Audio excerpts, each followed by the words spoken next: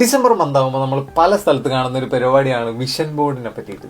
So എനിക്ക് at least 1% പോലും വിശ്വാസമില്ലാത്ത ഒരു പരിപാടിയായിരുന്നു ഈ വിഷൻ ബോർഡ് എന്നുള്ളതൊക്കെ.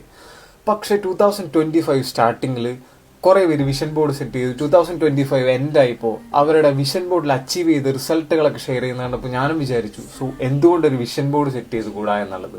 സോ ഞാനൊരു വിഷൻ ബോർഡ് സെറ്റ് ചെയ്തു. നിങ്ങളും ഒരു വിഷൻ ബോർഡ് സെറ്റ് ചെയ്യണം. നമുക്കതിനുവേണ്ടി വലിയ ടൈമോ അല്ലെങ്കിൽ നമ്മുടെ എഫേർട്ടോ അല്ലെങ്കിൽ പൈസ ഒന്നും ഇൻവെസ്റ്റ് ചെയ്യേണ്ട കാര്യങ്ങളേ ഇല്ല. നമ്മൾ ജസ്റ്റ് ക്യാൻവയിൽ ഒരു വിഷൻ ബോർഡ് സെറ്റ് ചെയ്യാനായിട്ട് നമുക്ക് അത്രപ്പെടുത്ത ടൈമൊന്നും വേണ്ട. സോ 2026 നിങ്ങൾ അച്ചീവ് ചെയ്യുന്ന അല്ലെങ്കിൽ നിങ്ങൾക്ക് വേണ്ട അല്ലെങ്കിൽ നിങ്ങൾ എയിം ചെയ്യുന്ന ഗോൾസ് എന്തൊക്കെയാണോ എന്നുള്ളത് നിങ്ങളൊരു വിഷൻ ബോർഡ് സെറ്റ് ചെയ്യുക.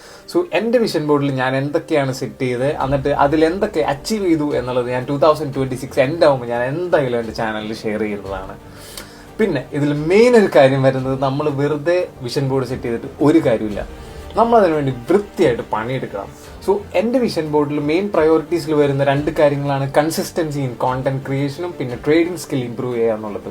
സോ അതിനുവേണ്ടി ഞാൻ വൃത്തിയായിട്ട് പണിയെടുത്ത് തുടങ്ങിയിട്ടുണ്ട്. സോ നിങ്ങളും ഒരു വിഷൻ ബോർഡൊക്കെ സെറ്റ് ചെയ്ത് നിങ്ങൾ അതിനുവേണ്ടി കൃത്യമായിട്ട് പണിയെടുത്ത് തുടങ്ങാം. സോ 2026 ഒക്കെ സ്റ്റാർട്ട് ചെയ്യാൻ പോവാണ്. സോ എല്ലാവർക്കും ഒരു അടിപൊളി വർഷമാവട്ടെ എന്ന് ആശംസിക്കുന്നു.